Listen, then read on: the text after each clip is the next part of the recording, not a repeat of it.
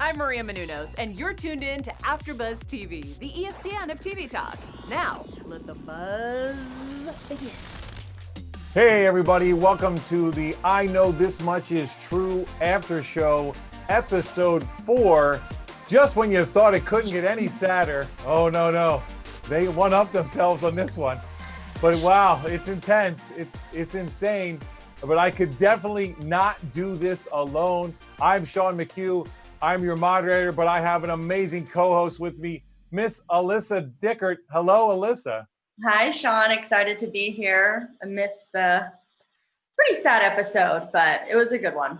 Yeah, definitely. We got a lot to talk about, and it's just me and you. So I say, let's just jump in. First of all, overall thoughts, Alyssa. Like I said, it was sad. Tell me your thoughts on this. Overall, we've just been building up to this point for the last 3 episodes of, getting the brother out of the facility that he's currently in, and to see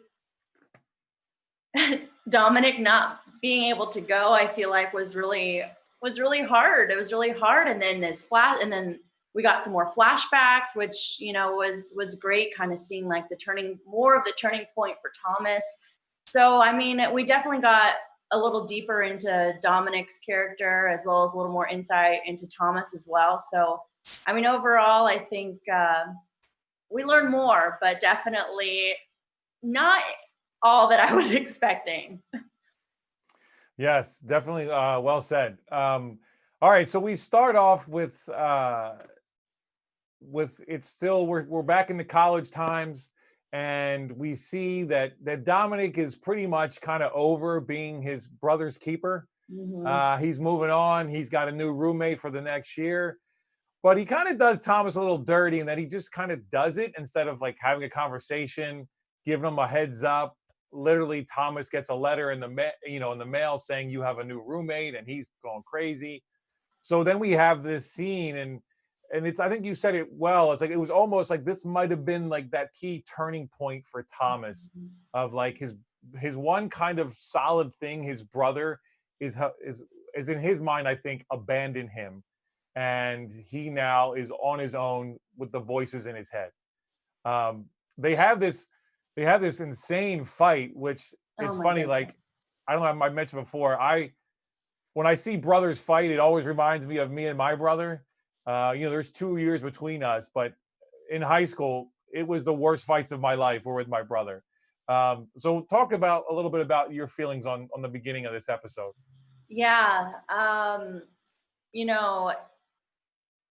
I kind of agreed with Dominic for not talking to his brother beforehand, because when he had tried to do that initially, it didn't go over well. So I feel like he was trying to kind of like maybe make it less of, a big deal. And Dominic felt like this was probably the only way to potentially not feel like he was 100% hurting his brother's feelings, even though obviously he got the letter and still ended up doing that. The fight scene at the end, when he said, if you were me, you would fix the chair. He's like, well, Dominic, you are me. I was like, whoa. And then I feel like that kind of like set the precedent for the rest of the episode of, that him thinking about that memory, which was interesting. It was a big moment, I felt like. I don't know about you. Yeah, no, that was a great. It's funny. I even wrote down, like, he had this like almost devilish smile when he said that, and I was like, "Ooh, who is this guy?" Like, we've never seen like Thomas almost, conspiratorial or I don't know how Conspiring. Conspiring. Thank you. Use your words, Sean. Use your words. That's why you're my partner, because you help me get out of these things. We help each other. Yes, thank you. So like I said, almost conspiring with like, himself about, oh no, you are me. And and I think definitely this point in his life, Dominic feels like he's the exact opposite of his brother. Yeah. And I think he's probably right in that moment. But I'm with you. And then of course, and that's where the writing of the show is so good, and that it literally kind of foreshadows, and in a way, like, it tells us what we're about to go see Yeah. without telling us. So it was good on the writers on that. And it's funny because there's a lot of poetry and a lot of metaphor in this show. I think sometimes it gets lost in the sadness of it all, and we don't necessarily talk about it a lot. But I think this is a good point of like, that's really good writing. Yeah. Awesome. So now now we're back to the present, and he's had this accident, and thank God for Rob Hubble in this episode. He literally says, "You look like a homeless Rocky." I know. I wrote that down. And I like this. I started laughing. I was like, "Oh, thank you, Rob. Give us some comic relief here." And I guess this whole scene, he's just trying to make things a little lighter. Trying to make jokes with the insurance guy, and you can tell he's just trying to help things along. And man, Dominic is just he's so angry, he's so bitter. I don't think he even realizes how gruff and just he shouldn't have any friends, as far as I'm concerned, with the way he acts towards people. I don't know. What did you think? I don't know how he, to be honest, has friends, even has a girlfriend, because I feel like in certain ways he is like Thomas, because he's caught up in his own head, but about different things, about his brother, about his grandfather, about his past, about his mom passing, about all these things. And it's just interesting. He doesn't really seem like he's 100% someone, like you said, like potentially good friend, or a good boyfriend, so to speak. But that scene was interesting to me too, because his friend brought up a good point. Like, why don't you postpone it? You don't look good.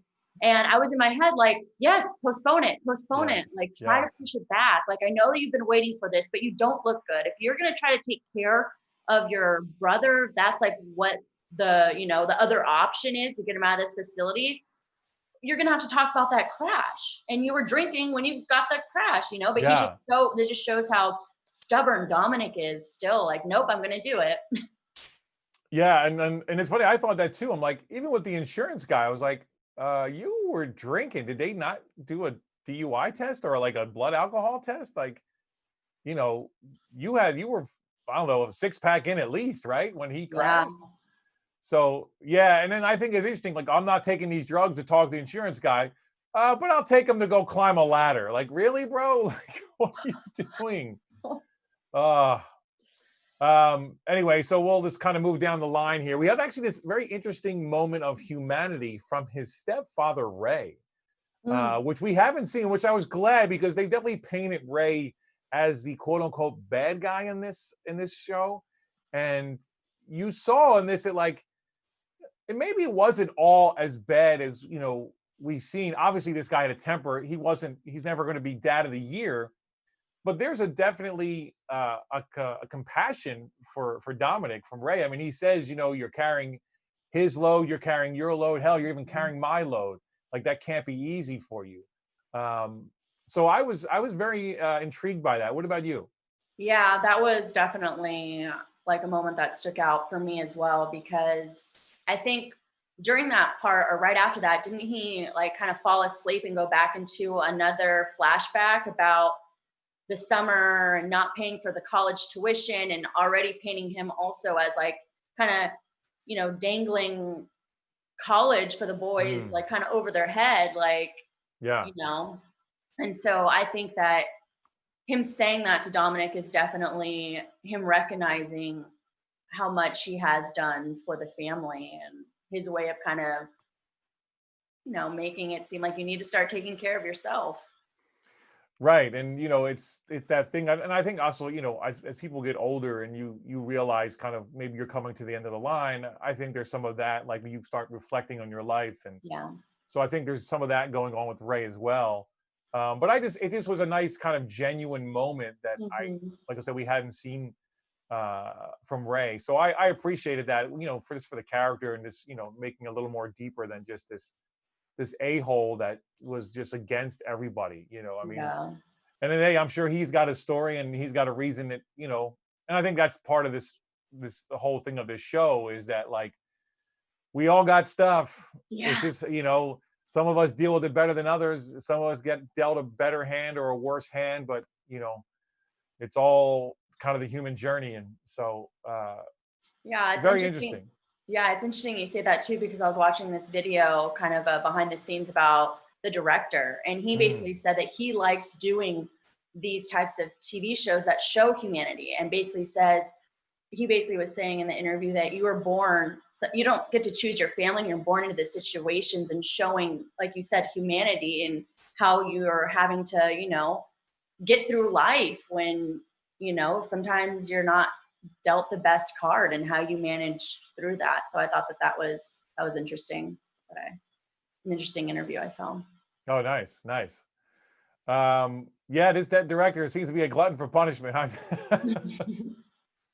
All right, so now we flash back again, and now it's going to be the draft lottery, which is funny. Like we forget because we haven't had a draft in so long. At first, I didn't know what that was. I was like, a draft lottery for what? Like I didn't even put two and two together because Yeah, we haven't had one. I don't think since that one in the 80s, or it was 86 or 7, whenever it was.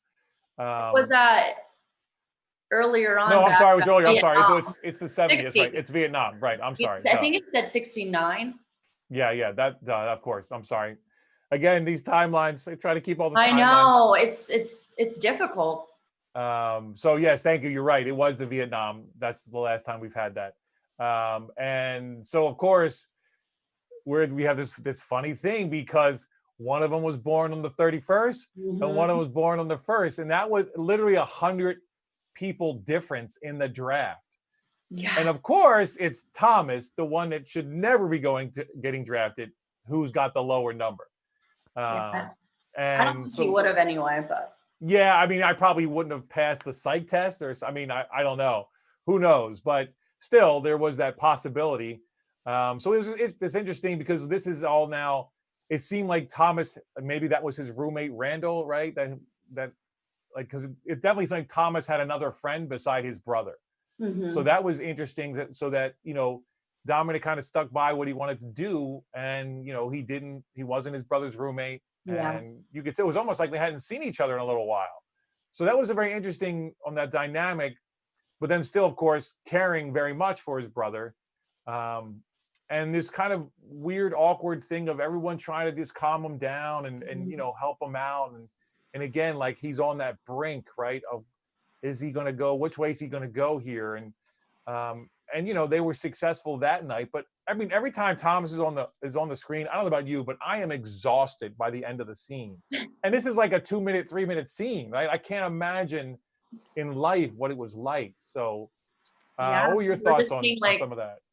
Yeah, we're just seeing like little glimpses and little things that, you know, little flashbacks, as well as little, like you said, like we're just seeing little scenes of not day to day, you know, and this is only 6 episodes. So we're only technically seeing not a lot, but there's a lot of impact in each one of these scenes. And with this one too, like just a simple thing of Thomas mentioning like, well, my room is too hot. Everyone's like, well, why don't you just open the window? But something so simple like that isn't registering for him. And I think that moment for me was like, okay, well, there's obviously something more going on. And what's interesting to me is, I don't know, does Dominic know it's more than, you know, just him in his head? Like, does he think that there's like, you know, a mental illness going on? Like, I wasn't really sure. It just seemed like he was just trying to like deal with the moment and just kind of move past it so he could have a good time, because he was with Desa and his roommate. And I don't know, it's just interesting to me, because this is like when things started taking a turn almost for the worse. And it just seems like they're just kind of like getting through it and not addressing the bigger issue. Right. Well, I think that happens a lot, especially with family, and that you just kind of try to get through, especially if it means, if the alternative is then committing someone, right? Mm-hmm. Like this isn't just like, even if something like if someone had a drinking problem, I think we've all been in that situation where like, that guy shouldn't have another drink. And it's like, oh, he's all happy now, it's fine. And we all kind of push through, and it's another day and we move on. Like, so I think you kind of get in that zone, especially because like this has been such a gradual thing. You know, it didn't just Mhm. one day he was like crazy. You know, and I think it's amazing as human beings what we can learn to live with and Yeah. kind of deal with, you know, physically, but I think more so emotionally and mentally, because especially when it's harder to categorize it, or if it's not as quite as concrete, you know, it's like someone's leg's broken, okay, it heals, it's done. But when someone's brain's broken, it's a whole other world, you know. And this show definitely, it's more so on the side of showing a lot of heavy stuff, but I think it's really showing a light of, there's so many families out there that have, a loved one that is going through the same type of thing. And for me, I'm just like very compassionate towards like, feeling for, these families and having to taking care of a loved one, battling something like this because it's an ongoing thing. And I think that the show really does a good job at kind of showcasing what family members go through with someone that has is paranoid schizophrenic. Yeah, that's a great point. I had written that down, I think, a little later, but that like Oh, we don't talk about, a lot of times we talk about the person that is quote unquote crazy, as opposed to the people that also then have to take care of that person and mhm. what a toll it takes on them. And you know, it's because there's so much energy focusing on the problem that sometimes we can forget about the caretakers. Yeah. And you know, so it's, I agree 100%. This show really kind of shows what the toll that it takes. Hmm. um awesome. So all right, let's move. Well, so I will say that Desa, being Desa, does have that nice moment. She says to Dominic, he's lucky to have you, you're a good Yeah. brother. And I think especially in that moment, she's 100% correct. I think actually in general she's correct. But it just shows kind of Desa's character, I think, Hmm. that she's compassionate as well, as opposed to Joy, who's kind of over it. You Yeah. know, uh, Desa Well, definitely seemed to be more compassionate. I know. Um, It makes what's me the, like, man, I mean, I know why all the things had to happen between Dessa and Dominic, but I'm like, ugh, yeah, she was such a good cat. I mean, they both, I feel like I like seeing these flashbacks of them because it was like, oh, their love was so young and pure and yeah, what it could have been and what it actually ended up being. yeah. There's no fairy tales in real life, that's for sure. No. Okay, I have to take a quick pause here. What is this crazy house that Dominic is working on? Okay. Yes. Can we I, talk about that, please, just for 1 second? I'm a little bit confused as to like the dynamic here because he's shown up. It's kind of like popped in and popped out, like a couple of like short little scenes, and then it's always interaction with the wife because the husband is like writing or something or Yes. sleeping or so. Yeah, it was interesting to me, and she literally told him not to work on the house. And in hindsight, he should have listened because of Well, what's yeah. happening. But I don't know. Like, what is your thoughts on it? Well, it's just like, it's just weird. It's like this almost like kind of Tim Burton-esque mansion in the middle of this neighborhood. It doesn't make sense. And then, like, how many? I mean, there's like 1,000 shutters. It just is Yes. like, what does the inside of it look like? Because on the outside, it looks so big. I mean, how many rooms is this place? So it's just this bizarre house. I just feel like I kept writing down, you know, Dominic is like a crazy magnet. Like every person almost that he has to deal with has some form of crazy to them. You know, and not necessarily mentally, but just, you know, just, I don't know, between girlfriends and everything, I'm just like, this guy is a magnet for this insanity. But of course, like we had alluded to earlier, he takes the pain pills that are going to make you loopy, and he gets on like a 15-foot ladder. Like, what are you thinking, bro? Come on. I was like, this isn't in my head. I was like, this isn't going to end well. Oh yeah, no. Whenever someone's on a ladder in a TV show or movie, it's never ends well. And especially when he was already going in and out of like a flashback as he was like climbing up, I was like, okay, what is going on here? I didn't know if he was actually going to, I didn't know what was going to happen. But, No. But and then it then, happened. Wow. and then I was like, through the window, that whole thing, Oh, like, what was your, talk about it. You're already talking about it, so keep I'm going. sorry. No, I'm I jumping love it. down Keep a little going. bit. No pun intended. Just too soon. Oh, that might have been a horrible joke for this. It's okay. We need all the humor we can get. I kind of take it back. Okay. So literally looking in the window at his own reflection first, right? With the theme of he's becoming, and then we finally see the husband who puts a gun to his mouth and blows his head off. Now, I guess it's interesting because I'm just thinking this now. No one actually addressed that afterwards. So is this all in his head now? Is this the loopy drugs? Did the guy actually do it? I just realized this now. Maybe that didn't actually happen, but he definitely fell off that ladder. That was so confusing for me, just like watching it. And like, I kind of want to go back and rewatch it. Because I was so confused because I was like, wait a second. So did the encounter even with the friend happen at first? Like now he's having this other crazy flashback. I was so confused. And I was like, wait, did he even fall off the roof? Or was that from the crash, just the crash and he broke his leg? Like that part, like for a minute confused me. And I'm wondering too, if that scene with the guy that owns the house, if that was just his imagination or not. Yeah, obviously we'll have to wait and find out, but I think it's a definite possibility that it didn't happen just because no one said anything about, no cops came in and said, hey, what happened here? It was just him having fallen off the roof. Dominic didn't say anything about it. Who didn't? Oh, Dominic never said oh, anything. You're right. Yes.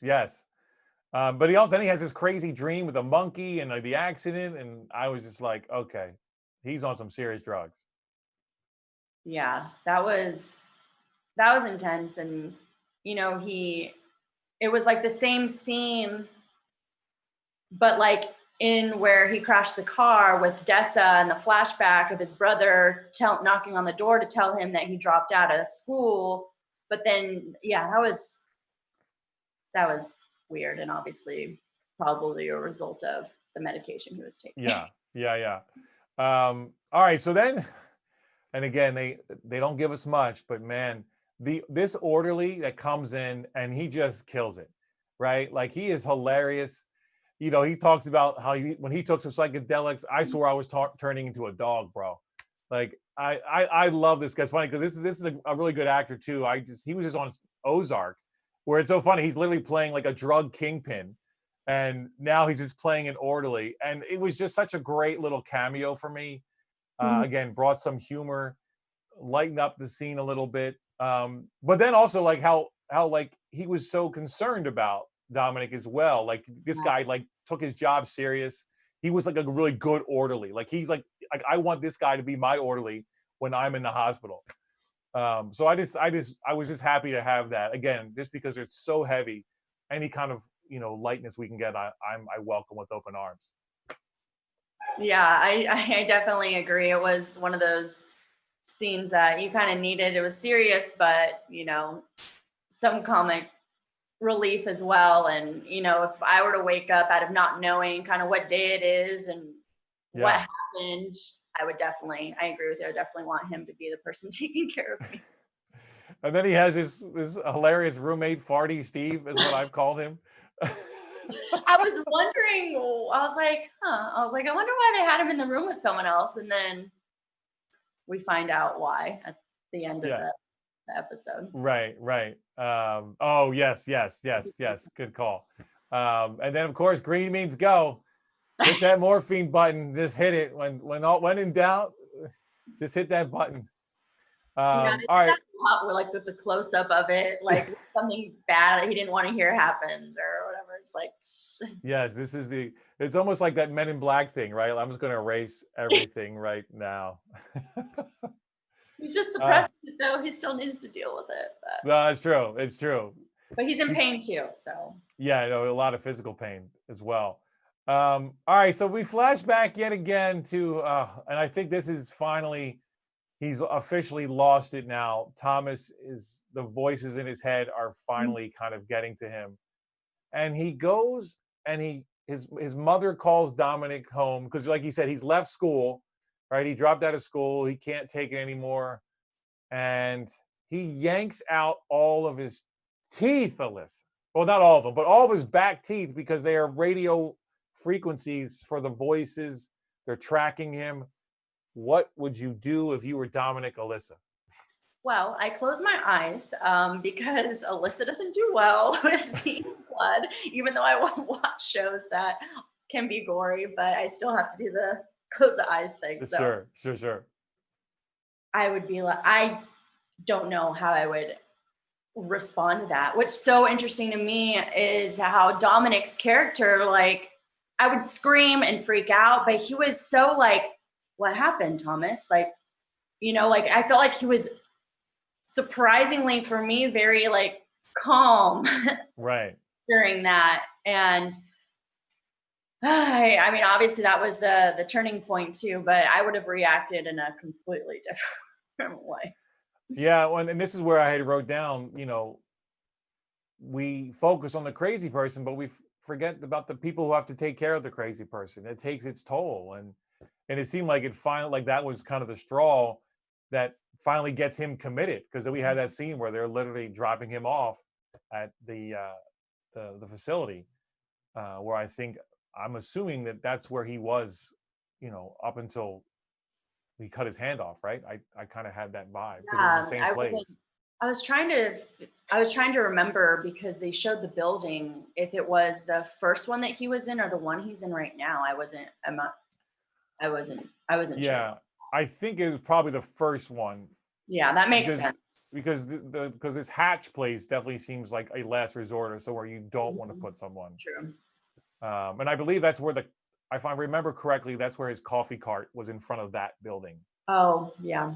So yeah, I'm pretty sure that's what it was. But it's just you get to a point where I think as a caregiver, you have to realize your limits, and hopefully you can get him into a place that can take care of him, and give him some kind of stability, because that's the thing. I think they need some kind of stable environment, and routine. I believe is what helps a lot in these situations. Yeah. All right, so go ahead. I'm sorry. No, I was just gonna say, like, there's only so much the family could do, and at this point, we're only seeing probably the worst moments, but like we were talking about earlier, the day to day. So they had no other option, and it's gonna be better. Well, should be a little bit of a load off for the family, even though. Yeah, well, at least temporarily. Yeah. So now we get to my favorite character in this show, Rosie O'Donnell, once again coming in and just killing it. So we find out that, of course, they still had the hearing, and as we predicted last week, they didn't let him out. And that was a very interesting way they did this too, in that they we kind of know the result, but then they kind of flash back to how we get there. And that was a very interesting scene for me, because it showed you that even though there's a paranoid schizophrenia with Thomas, there's still a moral compass, right? Yeah. Like the way he talks about, like, I cut off my hand to save America. America's all bad, but then when they try to twist it around and say, well, would you kill someone? He's like, well, Jesus would never ask me to do that. So that was very interesting, in that, like, this facility obviously had an agenda, right? And they made sure it happened. So talk a little bit about that whole scene. Yeah. For me, I thought it was, I knew that it was only a matter of time before she appeared. But that was hard. I mean, the way that they kind of manipulated the questions. What do you think his answer is going to be? He said, no, he would never do that. No, he would never do that. But then he asked it again when he said, well, if, it's like, what? Like, of course he's going to say yes. Like, why did you ask that? And you could just tell how frustrated Lisa was too, like, after that, like, sharing her frustration, like, with Dominic. And we knew that it wasn't going to happen, but I was thinking in my head while I was watching that back, like, maybe it was a good thing that Dominic wasn't there, because I feel like once they started harping on those questions, like, you saw that Rosie O'Donnell's character was just like stone face and not saying anything. But I feel like as Thomas is trying to answer, I feel like Dominic would have interjected and Mm. been like, wait, like, what? You can't ask him that. What do you think? Like kind of getting, trying to protect his brother. Yeah. No, I think you're right. I think it would have gotten a lot, well, it just would have gone worse, probably ended quicker, or he would have been ejected and then obviously never seen as someone who could take care of him. Right. So I think I agree. This was probably going this way anyway. So, not necessarily adding insult to injury. I thought it was very, though, interesting too, the way Rosie's character, what's her, Scheffler? Is that the last name? I can't Yeah, remember. Lisa Sheffer. Sheffer. Yeah. Scheffler or Sheffer? I'm not sure, but it's close. I'm just gonna say Rosie because she's killing it. Yeah. She says that she kind of breaks the cardinal rule of social work because she gets invested. And they say you can care and be compassionate, but you can't get emotionally invested. And she has this whole kind of scene where she breaks down, like, when you first walked in, I was like, what's this guy's problem? And she says, I finally understand why you're so pissed. But then she says, I'm not worried about Thomas at this point. I'm worried about you. What are we going to do? And I love how she calls him Domenico. Like, I she doesn't say know. Dominic. I love how she used his actual given name. Me too. So I know I'm just gushing about Rosie, but please help me out here. No, yeah. I mean, I think that this is a really powerful scene. And again, like we've talked about in other actor shows, just how he finally has someone on his team that actually gets it. Because you see, his friend is there, but not there, trying to do the best. Joy, it always ends up in a fight. Desa's mostly out of the picture. He really doesn't have anyone to really confide in about what he's, been going through and stuff. And so I think that her showing that emotion, I thought that was like, wow, like I'm glad that Dominic has her in his life now to kind of help him, because I think that, this kind of plays into the Thomas saying, what do you mean you are me type of thing? Like we're the same person. And her being like, I think that you need to worry about you and get help yourself because, obviously I don't know if she knows like how he got in that accident, but I'm glad that he has people on his team that not only are trying to help the brother, but also trying to help his well-being also. Yeah, totally. So of course we have a little relief from sad, a little hope. Dominic tells her, he says, just go have fun with your daughter today. Like, do me that favor, but we can't be hopeful happy too long because here comes Joy, ironically named Joy. And she's On purpose. and I will say to her credit, she's so trying. She so wants this to work out. She so wants to kind of be there for him, especially, in this situation. He's literally bedridden in a hospital with a broken leg and, just broken everything. Yeah. And, she's like, we're going to get through this. It's going to be good. You're going to be a good dad. And then he says it. He tells her the truth. It's not my baby. I'm sterile. What were your thoughts on that scene? Oh, Yeah. I mean, I just thought I was wondering if she was going to show up since they had gotten into the big blow up, and I feel like their relationship is a little unstable as it is, but, just kind of how she kind of like put that on the back burner, was trying to be there for him and kind of like talk about their future. You should need to get better because this, that, and the other. And it was interesting to me when he started talking about having the baby with his ex-wife and getting the vasectomy, like just like the look in her eyes, like, they do a lot of close-ups, which I like. And super close-ups of this thing. Yeah. And it was just, she didn't want to believe it, but I wasn't sure if she didn't want to believe it because it's still his, or if she's getting caught in a lie, like the drugs are just talking, he's going crazy, someone needs to help him. So I'm like, what's I'm like, what's going on here? Because, you know, for the most part, I think there's a small percentage that even if you do get that, you know, that procedure done, that you could still potentially have a child. But Yes, yes. So that's like the kind of, that's how that's a carrot they keep dangling, no pun intended, yeah, about this whole thing. Of right, well, technically it could be his, but it's funny, just the way this show's going, I feel like it can't be his. And it's funny, and he even says, "You don't want it to be my baby. You're lucky it's not my baby." yeah, Which again, like there's a switch with Dominic, like he's almost kind of giving over to, in well, lack of a better word, he's almost kind of giving over to the crazy, yeah. and kind of like, Thomas said in the beginning, "You are me," and then of course we had this whole other dream sequence. Oh my god, it was so hard to watch when he put that foot down. I was like, oh my god, he's just going to break it Oh, again. Oh yes, it was so intense, and then he's trying to get water out of the faucet. It turns to milk. And I was like, okay, we're in a dream now. Okay, all right. I was wondering if that was milk or do you think it was paint? Oh, touche, 'Cause I thought it was milk at Alyssa. first too, and I was like, "Oh my gosh," like, oh.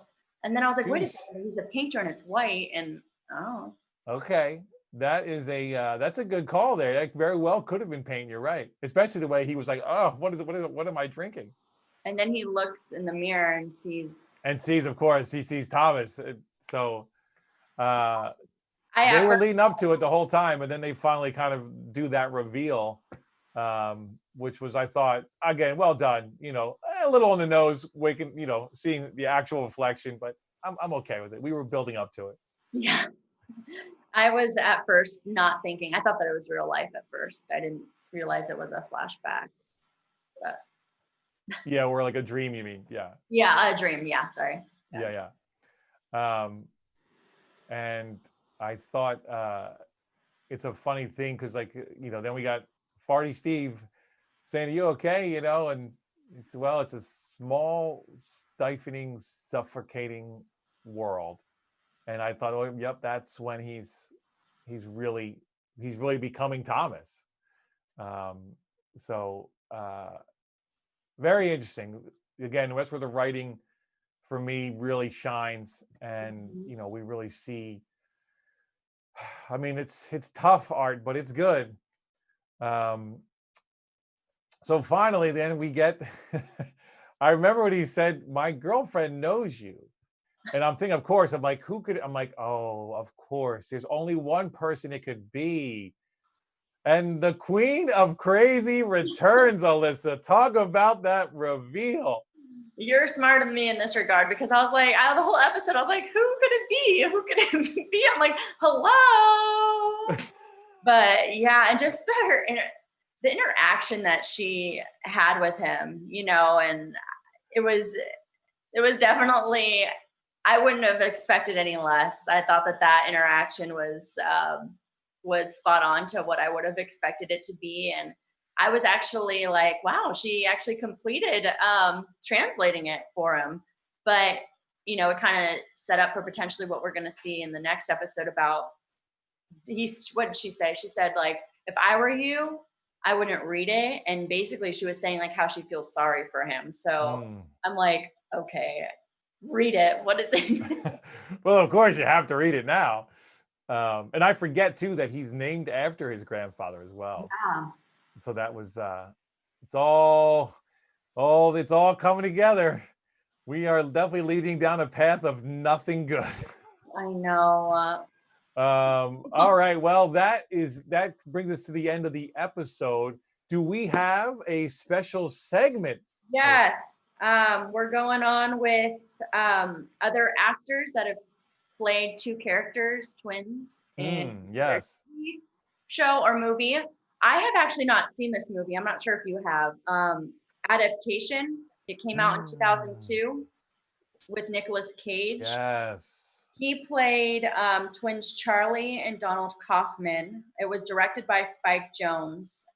Basically, for everyone that might not know what the movie was about, but it was about a screenwriter trying to adapt the life story of an orchid hunter, and then his brother came back into town and like moved in with them, and kind of like their dynamic. But Nicolas Cage actually was nominated for an Oscar for that role, and Meryl Streep is also in the film as well. Yes, I had no idea about this. As soon as you said it, I was like, oh, that's right. I forgot about that one. That's a good, that had a lot of buzz about it too. I don't think I've seen the whole thing in its entirety, but I've definitely seen like parts of it. And I remember from our memory, I remember Nicolas Cage was doing a really good job. I think before he went full Nick Cage. This was when he was still Nicholas. Yeah, still Nicolas Cage. Right. Oh, awesome. I love that. That's a really good one. And that's funny that I think that movie is, the tone of it is a lot closer to our show than other ones. And it was actually, the screenplay was adapted from a book. So also. All the great ones are. Awesome. So I think that is going to do it then for this episode. Thank you guys so much. Hang in there. We got 2 more episodes. I think we can get through. It is heavy, but it's all like, these are all things, and like, especially with the state of the world, like humanity, love, like these are the things that we need to try to focus on. What brings us together, not what takes us apart as much. So thank you again for watching. Please subscribe, share, like, hit us up in the comments. We love when you do, and all that good stuff. Alyssa, where can we find you? Yeah, at Alyssa Dickert on both Instagram and Twitter. And yeah, please engage with us. If we've missed something that you might want us to talk about, let us know. We're all ears. It's just the 2 of us here, trying to get through a heavy but really great show. So awesome. You can find me at SeanStar75 on the gram, Gorilla Suit Sean on Twitter, and Council of Dads after shows Fridays at 7 p.m. That's going to do it for this episode. Thank you again so much, and we will see you next week. Bye. Bye-bye. Our founder, Kevin Undergaro, and me, Maria Menounos, would like to thank you for tuning in to AfterBuzz TV. Remember, we're not just the first, we're the biggest in the world, and we're the only destination for all your favorite TV shows. Whatever you crave, we've got it. So go to AfterBuzzTV.com and check out our lineup. Buzz you later. The views expressed herein are those of the hosts only and do not necessarily reflect the views of AfterBuzz TV or its owners or principals.